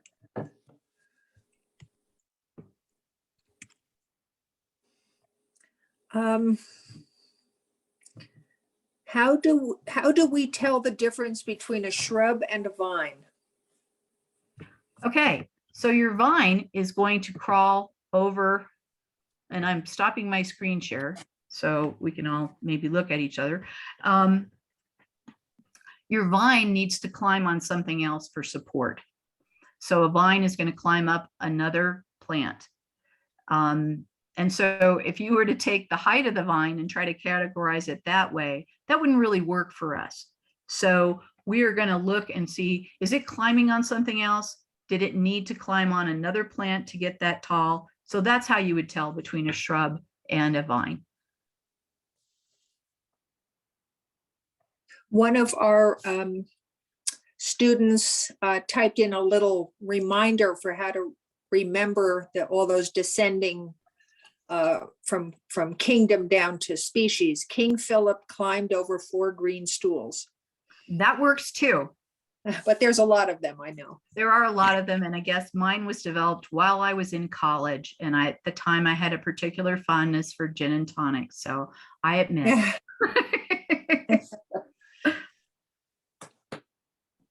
I think those are the only questions relevant to the botany class.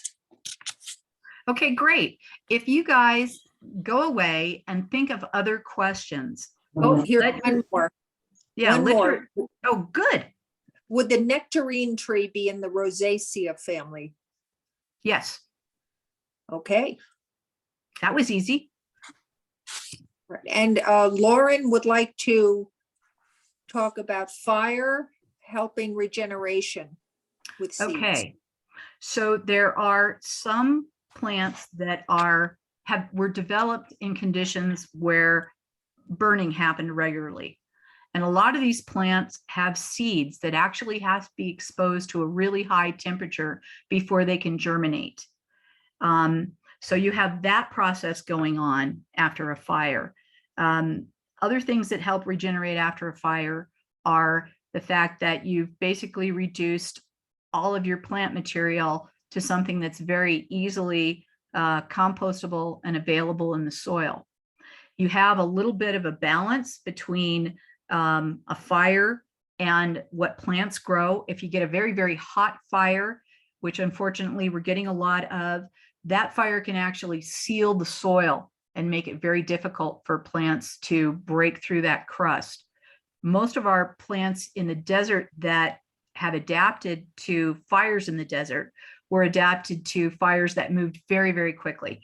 So there isn't a lot of plant material to create a lot of density that creates the heat in the fire. So many of the trees would resprout from the base.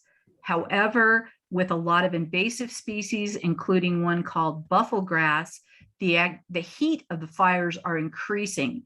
And that makes it much harder for some of these plants that would just simply resprout to survive. So you get a little bit of a mixed blessing. You get some plants that have evolved with a seed coat that responds well to fire and will germinate after a fire. And then you have plants that can be damaged by the fire. So it's mixed blessing. Hi. Okay. I don't see any other questions. Is there anyone Yes. else that has a question? I do. Can you hear me? I'm Steve. Yes. Hi, Steve. Hi. I have a mango tree that I planted, and because I have clay soil, I can only plant it maybe about a little less than 2 feet. I looked at your rule of thumb, and because it just doesn't go any deeper in the water, and I have to water it more frequently. Is there a chance that when it's not that depth that it could become root bound? Okay, if this happens sometimes where you have caliche soil.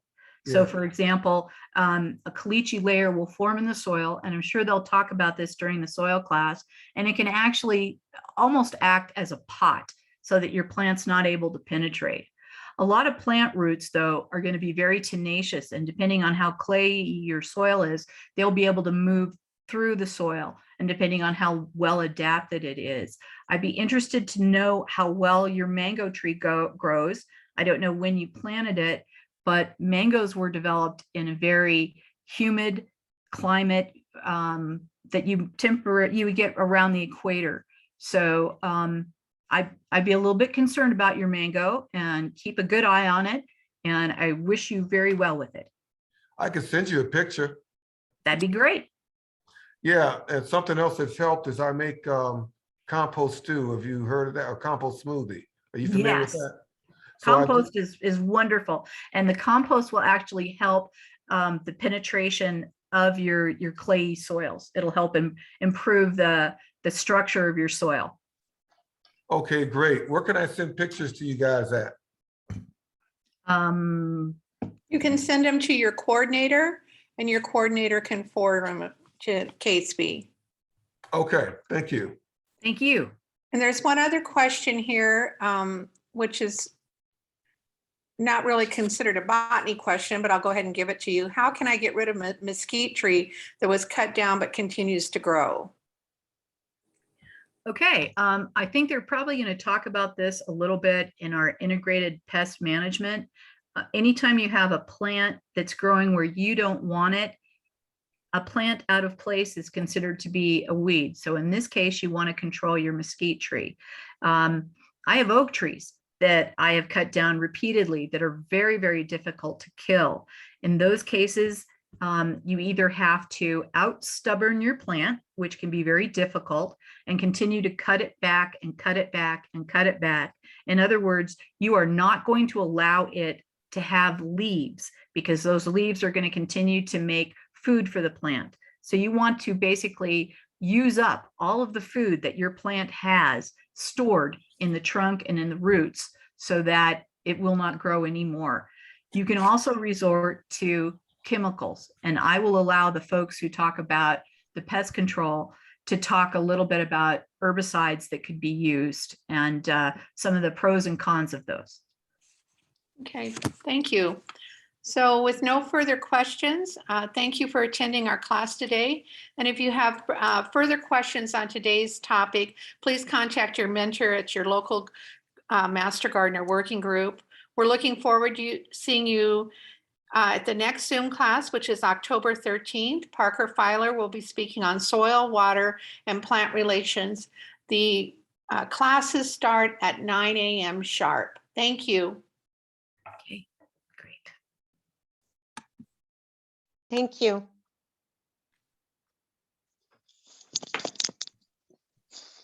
Thank you. Yeah.